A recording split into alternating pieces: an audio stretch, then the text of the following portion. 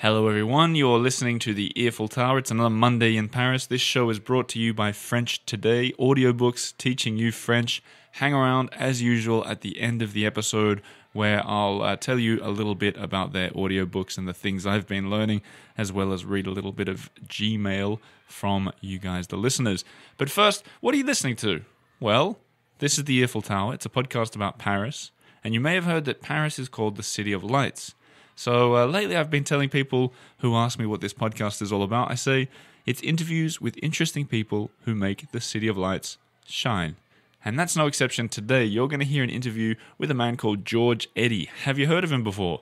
I wonder. If you're an American listening to this, maybe you haven't. If you're a French person, you almost certainly have. Now the idea is this, well, you're going to hear it all in the episode, but George Eddy came to Paris and France as a young man playing professional basketball, and he played a whole career here, and when that finished, he became the voice of NBA basketball in French on French TV.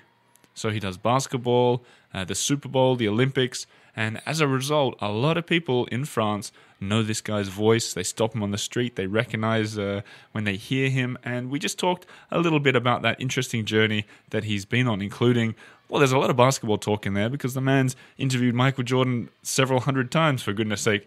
But also we talk a lot about France. He says how it's been a land of opportunity for him, how it's the ideal country. We also talk about the typical kind of stuff you hear on this show, like whether you should be smiling in a city like Paris, and people with loud voices, Americans, Australians, people with loud voices in Paris, and what George Eddy thinks about that. Anyway, that's the episode. A few little notes. We recorded this one in a park. In fact, as I'm recording this intro, there are children screaming in the background. The same thing happens in the episode. George and I met in a park on the outskirts of Paris, and the kids were screaming throughout. It's sort of background noise, but also just a little heads up, 2 or 3 times there's a little bit of wind, and it runs for about 5-8 seconds each time. It's kind of a whooshy wind sound for 10 seconds, but don't worry. Nothing dangerous, unless of course you're walking in the forest and you want to feel like you're Indiana Jones running away from a perfectly spherical boulder, then don't worry about it. So let's get into the episode. This is George Eddy talking about Paris, talking about basketball, and talking about Americans in France. Let's do it. Et maintenant, on va en voir d'autres avec le Top 10. Baron Davis, le rookie des Hornets, se passe la balle contre le panneau pour un panier groupe trotteresque. Okay, so George Eddy, welcome to, I was going to say the studio. This isn't my studio. This is much better than a studio. You think? Where? So maybe, assuming this is your hood, you can explain where we are. This is in Boulogne-Billancourt, right across the street from Canal Plus Africa, where I do NBA basketball. And it's a sunny day in the park, and you can hear the children playing behind us. So it's much more agreeable than a studio. I think you're right. I think I might do all my interviews out here from now. Yeah, but it's not always this nice weather in Paris. True, that's true. Thunderstorms the other day. Yeah, incredible. Tons of water in 5 minutes. Tell me. So are we inside the periphery now, or we've crossed over? No, we're outside the periphery because right. this is Boulogne-Billancourt, which is one of the chicest suburbs of Paris, like Neuilly. Right. It wasn't always the case. This used to be known for the big Renault car factory, and now they've torn that down and built all kinds of new fancy apartments along the Seine River where the factory used to be. Right. So this is a really nice place to live right next to Paris. Well, I noticed that the roads are very wide out here. Compared to the Marais or Montmartre, this is something else. It's a lot newer. Yeah. The Marais and Montmartre, that goes back centuries and centuries ago when cars didn't exist and it was all horse and buggy. Right. And this is more of a suburb which was developed for cars. Yeah. Makes sense. I mean, it was probably the easiest effort I've ever had to find a park in my life in Paris. Just boom, straight in. That is an advantage. I'm lucky because all of my activities on a professional basis are here. Canal Plus France is right on the Seine River next to TF1, which is the big national network. Canal Plus Africa is about a block away, and I do for sports bets I do predictions on a company called Unibet. They're in Boulogne also. I play basketball in a gym, Pierre de Coubertin, which is in Boulogne. Right. So I've been lucky. Everything is sort of centered around this area. And I live in another suburb called Le Vésinet. Right. I almost was going to come meet you out at your place, but on a little red scooter like I've got, that would have been... Oh, it's not that far away. You could have made it easily. I could have done it. Oh, maybe for our next interview we can do it out there. But well, you it's say beautiful. that you still play basketball. Yes, I'm 62 years old. I came to France to be a professional basketball player at the age of 20 in 1977. Right. I played professionally for 15 years, and then I proposed my services as a consultant for NBA basketball on a new pay TV channel called Canal Plus back in 1985. So you proposed to them that they should be showing NBA basketball? No, they decided to show NBA basketball, and they were looking for an analyst. Okay. And I was playing professionally in Paris. So that was the lucky thing. It was a great year for me because I was the leading scorer in the second division in front of all the Americans, because I count as a French player through my mother. Okay. And our team went from second division up to first division, which the Racing of Paris dreamed for years of doing that. And I got the job at Canal Plus. All of this happened in 1984, 1985, and that was the year that they put in the three-point line. And since my specialty on a basketball court is shooting long-range shots, okay, that made all of my long-range shots worth 50% more. Right. So you were playing at the time that they introduced the three-point line. Yes, right in the middle of my career. Right. Oh, that's pretty trippy. But the thing is all my career, all I did was shoot from about 25 to 30 feet away. Right. That was the only thing I could do. I never dunked. I was the slowest player on the team, no defense. But I could hit a long-range shot. Yeah. And when the three-point line came in, it made everything I do much more... So you were already the leading scorer, and then you suddenly became more effective. No, well, actually, I was a high-level scorer before the three-point line. I played in first division and also in third division. I was a leading scorer in third division among the French players also.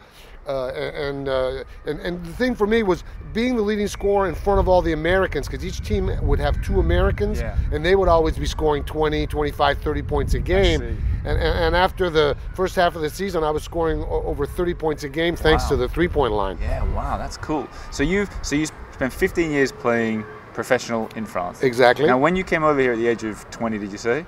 How was your French level then?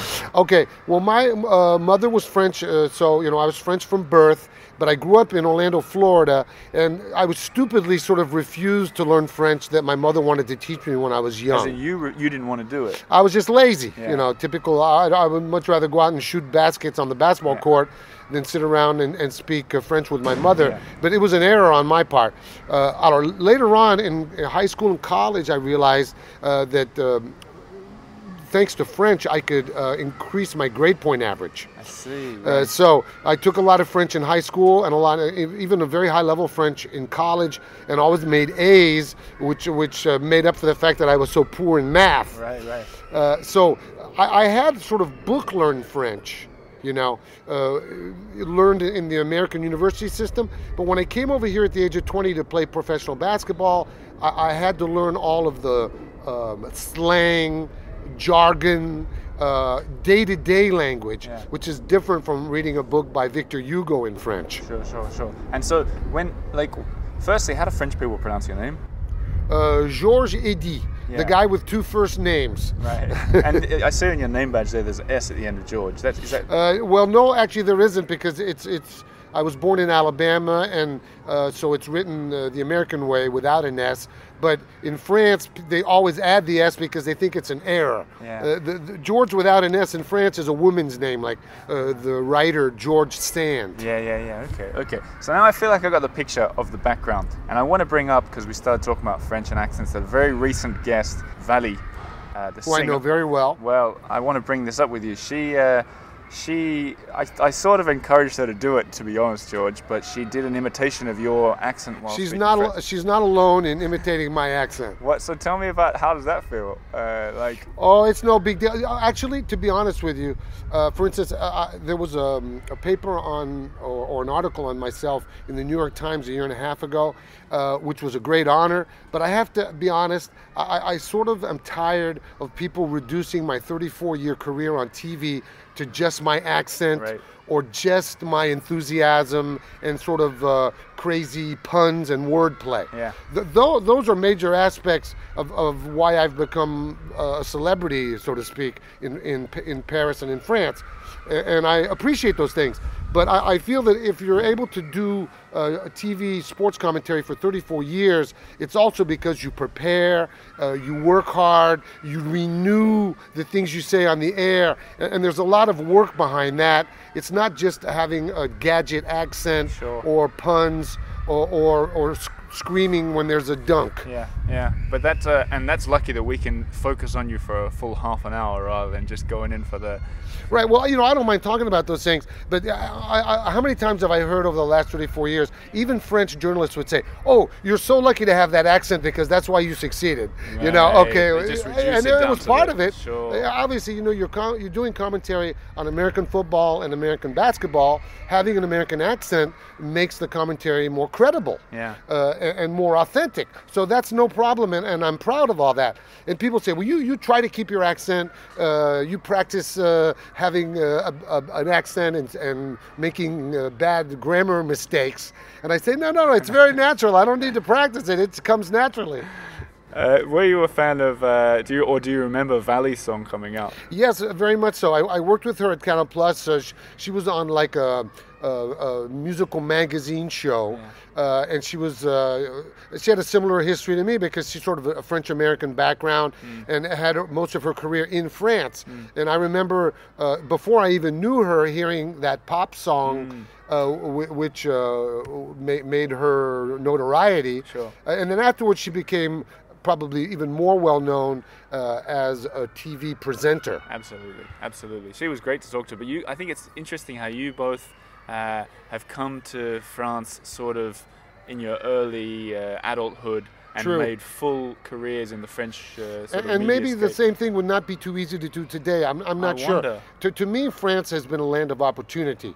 The fact that I had French nationality through my mother made it easy for me to find a job here, to be a basketball player, because they limit the number of foreigners on each team. Yeah. So that made me more interesting for the different clubs I played on. But the French people love to complain. And they're always like criticizing France, and I am just the opposite. I think France is almost an ideal country in terms of their social system. They share the wealth much better than we do in America or even in Britain. Maybe that's my American side. I'm always positive-minded and optimistic. But I'll tell you what, France has been good to me. You feel like a land of opportunity. Oh, totally. Yeah. And I say that all the time because people are always saying, oh, we can't find work here in France. But usually it's because they don't want to accept a job that a foreigner would be happy to do. Yeah. There's all kinds of paradoxes and sort of hypocritical things in the French culture. I've written several books in France, but one book I want to write and I haven't written yet is what the French can learn from Americans and vice versa. Yeah, right. Well, I mean, you've got, I would assume, a lot of the people listening to our voices right now are in America. Do you think for those kind of people maybe dreaming of moving here, do you think it's a very different France to what it was 40 years ago when you moved here? Yes, but I think it's a different planet than it was 40 years ago. Before internet, before the digitalization of the world economy, before the mondialisation or the globalization. Yeah. And I feel I was very lucky to come to France in the 70s and be active professionally in the 80s, 90s. For basketball, the 90s was the dream team, Michael Jordan. It was a great time for French basketball. Yeah. I always say the 90s was the glorious decade for basketball everywhere. Yeah, and now you've mentioned Michael Jordan, so we have to stay on that for a moment. obviously. This isn't a basketball podcast, but anyone who listens knows that I like basketball. You've met Michael Jordan. Yeah, I've interviewed him several hundred times. Are you serious? Yeah, and every time he came to Paris, starting in 1990, then in 97, and also in 2006, when he would be in Paris, I would usually be sort of his translator for interviews or guide around Paris. Or in 1990, an amazing thing happened. Nike invited him to come over for a little exhibition. They rented a 2,000-seat gym, and 10,000 people showed up for this free demonstration. So Jordan was sitting in the locker room. He says, I'm not going to go out there. They're going to rip my clothes off. They're going to jump on me. We're canceling the whole event. And I was doing the presentation of the event. And we were able to convince Jordan that we would protect him, and we'd go out there. 8,000 people we had to send home. What do you mean they tried to get into the arena? Well, the thing was there were 10,000 people for 2,000 seats in a building, in a gymnasium. So I got on top of a bus and told 8,000 people, excuse us, but we chose a place that's way too small. You're going to have to go home. And the first 2,000 people that were here will be able to go into the gym. And once they were in there was like no space except the surface of the basketball court. Everyone was right around, just packed in like sardines, And so Jordan was afraid, and I think I personally was able to convince him that we would protect him. I would tell the fans, if people charge him and jump on him, we cancel the event immediately. And I repeated that so often that people understood. And finally, it was a fantastic day. It's probably my most memorable day with Jordan, because I was like really in his close entourage. Sure. What's he like as a person? Well, he's very professional. He's an incredible basketball player on every level, mental, physical, technical level. And as a person, well, the thing was, he was becoming such a big star. You had to go through the lawyers and the agents and the people from Nike. But once you got to him on like a one-on-one interview like we're doing, he was great. But that was his, if he said he was going to do something, he would be there on time and he would do it. And you better be prepared, because if it's going to last 20 minutes, after 20 minutes, he's gone. So it was a challenge to be as professional as he was. Were you starstruck? 100 times you've met him. Right, because I covered all of his NBA finals in the 90s. Right. So we would go over there, do all the games live. So you were commentating in America in French for French TV? Yes, but that would be for the Super Bowls. I think I'm the world record holder for the amount of Super Bowls commentated, NBA Finals and NBA All-Star Games commentated, and maybe also for the Olympic Games and all the international basketball competitions, because I've done all of those over the last 34 years. Amazing. So when you order a coffee, do people, does it happen that they recognize your voice? Well, people recognize my face or my voice all the time, and they almost always tell me the same thing. I grew up listening to your commentary in the 90s with the finals of Michael Jordan and the Chicago Bulls. And the lucky thing was our company was sending us to the States. We were one of the few countries that actually had the budget to go to the States and do all the games live. So at every practice we would interview Jordan and Pippen and Rodman and all the other guys. And so that was just an incredible opportunity. And this is all before internet. So, there was much less information circulating. And we were like on the front line. It was fabulous. That's amazing. What a dream that must have been for you. Well, it was, because when I grew up in America, I was always like the last guy cut from the high school or college basketball team. If they were taking 15 players, I was always the 16th best player. I played a lot and got better playing with good competition, but never on an official team. So I was the guy that was always sort of like hanging around the good players. And in the end, I was able to come to France, play professionally for 15 years, and then become the voice of the NBA on TV for 34 years. This is for someone who had a hard time making his high school team. So obviously for me, it was more than a dream come true. Well, Michael Jordan got cut from his high school team. Right. You're in good company, George. We're late bloomers. But before, I know that a lot of the people listening to this episode are probably more likely to be France fans than Michael Jordan fans, so we'll put Michael Jordan to the side. Well, I'm a big fan of France too. Well, we can go back to France, but one last thing about Jordan is that he's they're doing an NBA game in Paris. Yes. Very soon. Or at least And next his season. team will be present. He'll probably come because he has a partnership with the Paris Saint-Germain soccer team. Yeah. And he's already come over for that reason. And I think there's a good chance that he'll be here with the Charlotte team against Milwaukee in January at the big Bercy Arena. Wow. So that's going to be the first time that a real regular season NBA game will be played on French soil. We've had a lot of exhibition and preseason games, but this is the real deal. Yeah, if you can hook me up with any kind of access to anything. I'll be doing the game live on the court for Canal Plus Africa because we have the rights. But unfortunately, I don't think I'll have any tickets. It was worth a try, George. It was worth a try. Let's talk about France. How does it feel nowadays as an American here? Do you still hang out with a lot of other Americans or expats and so on, or have you gone full few? When I first came over in 1977, I spent all my time with other American basketball players, profiting from the life in Paris. We were not highly paid, so we were profiting modestly. Yeah. We weren't in the expensive discotheques every evening buying drinks for top models. No. But we were so lucky to be living in Paris, and there's so much to do.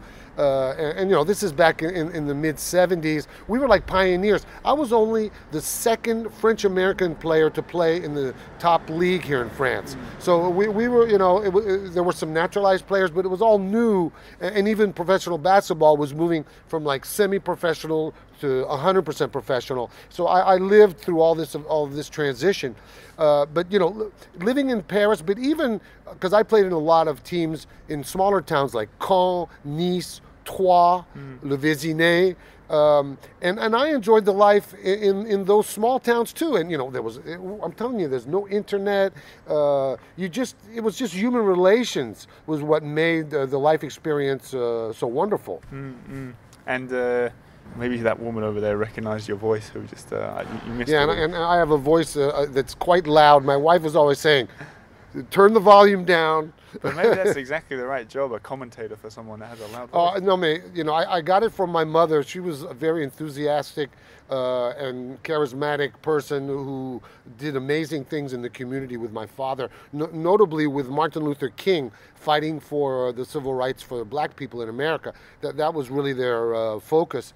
And so I inherited her communication skills and sort of, eternal smile. Right. And the amazing thing is she was blind. And my father also had a sort of a paralysis of the vocal cords. So both of my parents were sort of heavily handicapped. And, I grew up with them, and they were always positive and always looking on the light side of things. And I said, heck, if these handicapped people can do that, I'm lucky to be healthy. I don't have the right to complain and be negative. Sure. You actually you brought up two things then that I want to talk to you about. As an American who's been here for decades, there's a big thing about Americans and other tourists speaking loudly that Parisians and French people don't appreciate sometimes. There are also French people that speak quite loudly. Right. Especially when they've had a few glasses of wine. Well, what do you think? Well, I've been in cafes and bars several times with a bunch of expats, Australians, French people, Australians, Americans, and so on, where French people said, "Excuse me, can you keep your voices down?" But yeah, I understand that. Especially when you're in Paris, you're often in closed confines where people are very close to each other. The tables in a restaurant will be almost touching, you know. Yeah. In America, usually we have a lot more space, so speaking loud isn't really a problem. But that's a cultural thing. Anglo-Saxons speak loud, but in France, they have a different foible. They speak all at the same time, and nobody's listening. Everybody's talking, but nobody's listening. It's like my French family is a perfect example of that. So it's like each culture has its strengths and weaknesses. Yeah. The other thing you brought up was you said you like to smile and you come from a family of smilers. This is something I'm quite intrigued by. Some Parisians will say if you see someone smiling in the street, they're drunk or American. That's a good expression. Well, what do you? I never heard that one. But that would be to me, a pure criticism of Parisians who don't smile enough. Right. You know, that's a typical cliche. Parisians are sort of arrogant, and they look down on tourists, or they look down on people even from provincial towns. Yeah. You know, there's a real dichotomy between Parisians and all of the province, as we say. And there's a lot of jealousy there because, you know, it's a very centralized system in France. And I think there's things that could be improved in that way. But, you know, actually, I think when I lived in those smaller towns, the people were more natural, authentic, and smiling, and because it was like friendships were the only thing you had. You know, it's not like in Paris where you could go to the theater, go to see sports events. There's a million things to do. You know, and everybody feels sort of so special to live in Paris. You know, whereas when you're living in those smaller towns, it's really just your personality and the friendships you can develop that count. I want to flip it to Paris from not from a tourist perspective, but for tourists who are listening.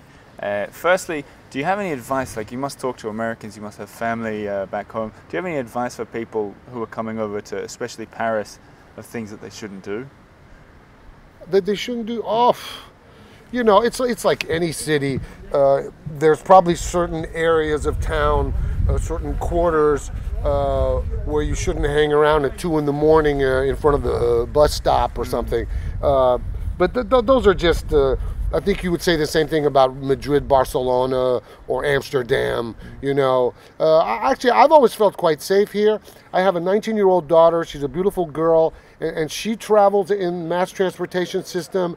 You know, I prefer that she doesn't come home alone at 1 a.m, but globally speaking, I can't say you feel more insecure here than somewhere else. You know, then we hear about the terrorism. But look in the States, we've got all these mass shootings in schools, in universities. Everyone wants to carry a gun in the South. You know, these are things that, thank God, we don't have to deal with in Europe, in France, or in England, where guns are totally forbidden. What about very specifically here, and we're close to running out of time here, but what about things the places that you recommend people see? I mean, you've got a pretty good perspective on this city. Yeah, well, you know, I've actually, when I came to France in '77, I started by living near Paris. So I've known Paris for 40 years, right. Over 40 years. You know, it's all about, you know, getting away from the big touristy spots and finding, you know, little restaurants and small streets that maybe no one's ever heard about, but are great. You can eat, you know, cuisine from any country in the world in different areas of Paris. You know, get away from the beaten path. Of course, you've never seen the Eiffel Tower. Go see the Eiffel Tower, but don't just see the Eiffel Tower. Get off the beaten path. Go into the, you know, I love the Marais, the Latin Quarter, the Left Bank. You know, I love the outdoor basketball courts, which are strewn all over Paris. And we were sort of at the origin of that, because in the 90s they built all these basketball courts because the sport was becoming more popular. Right. And those courts are still used today.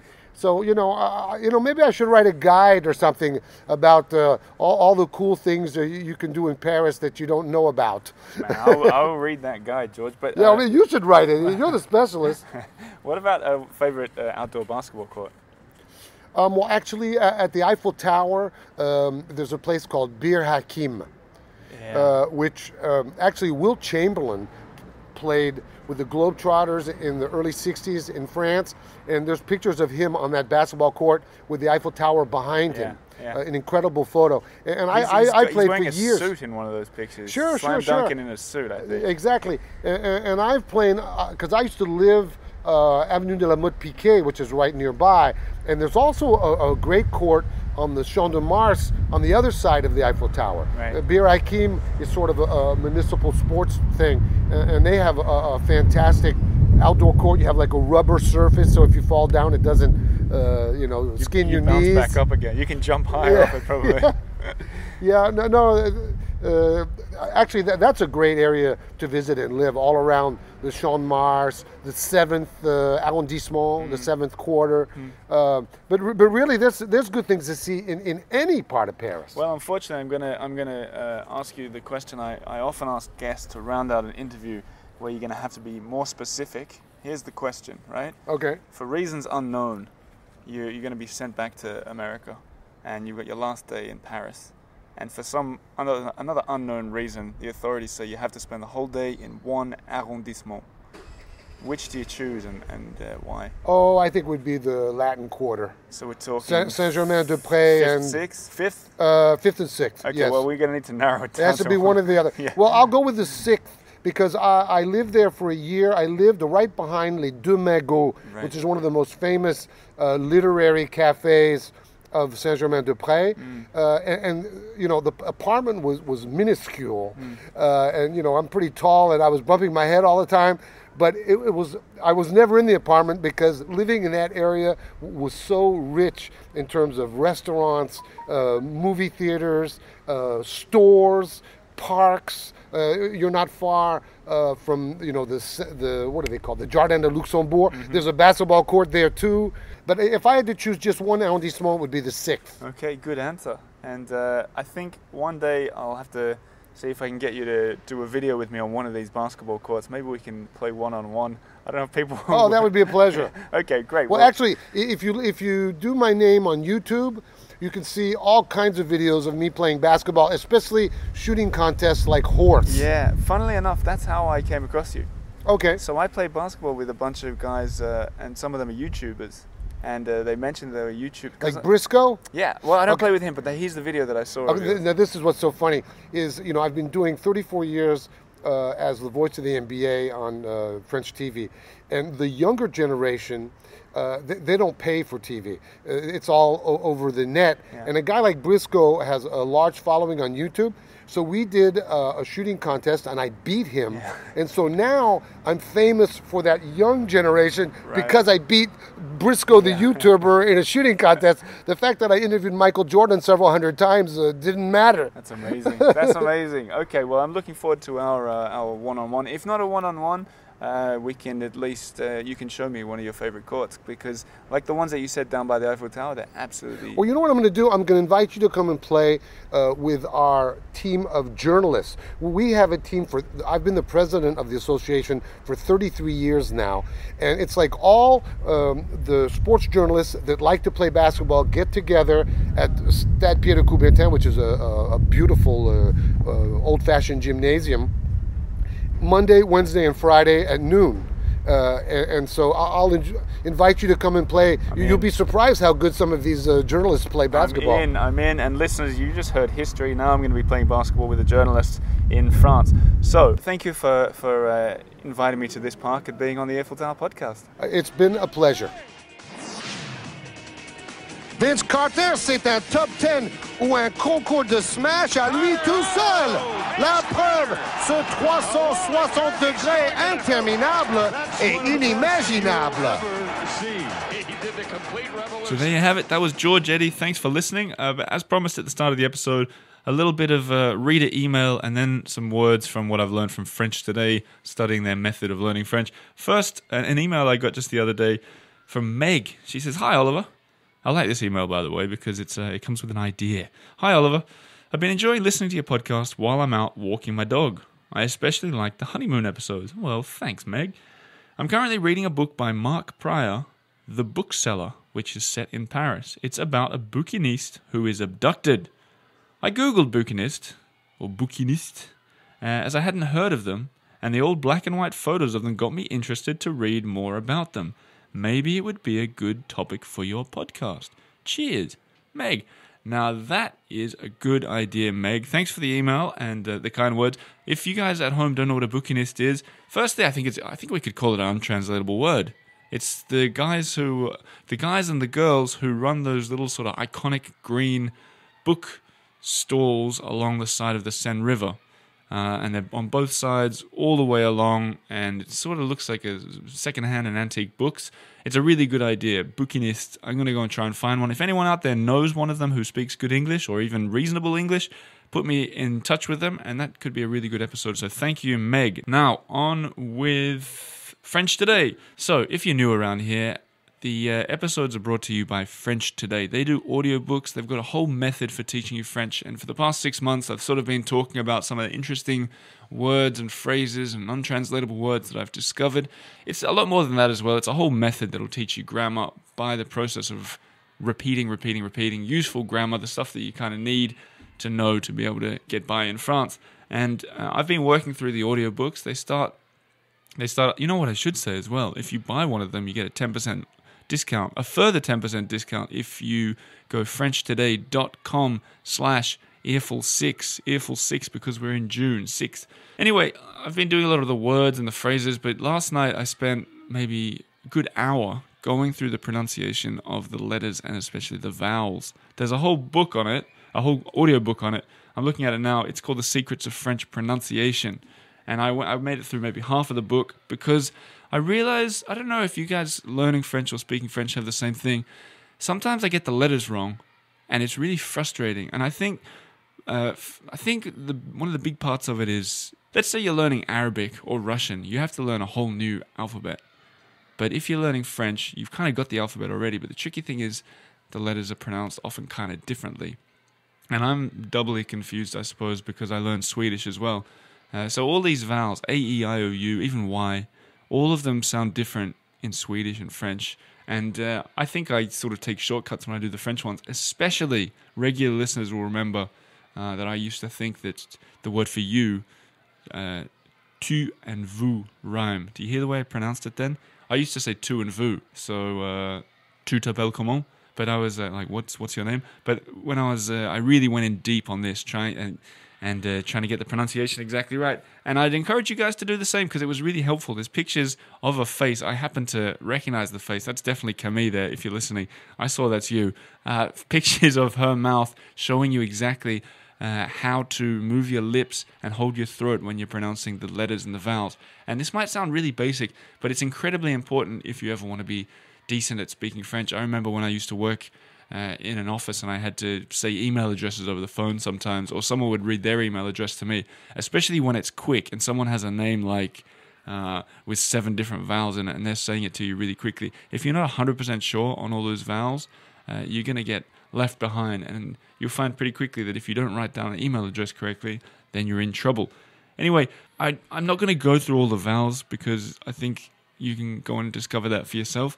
But just to give you an example, the one that I always said wrong is u, as in the word tu. And I'll just give you an example of what she said. So I'm reading from Secrets of French Pronunciation 2.5, u. The mouth is almost closed. You can do this at home too.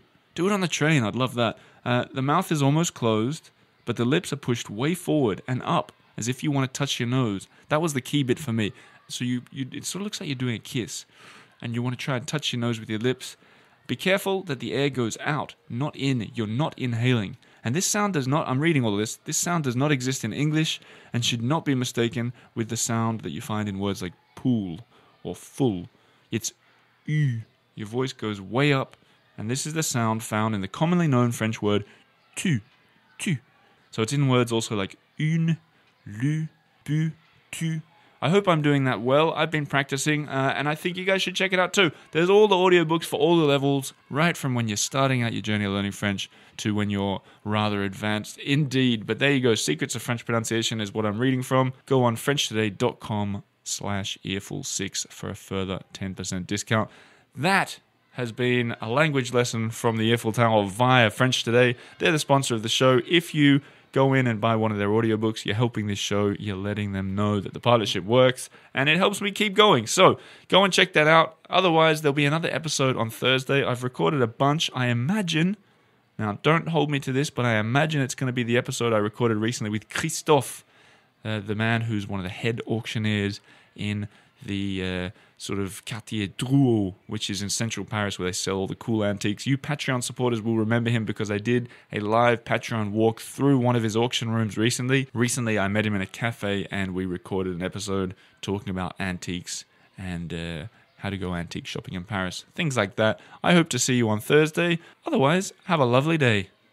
Au revoir.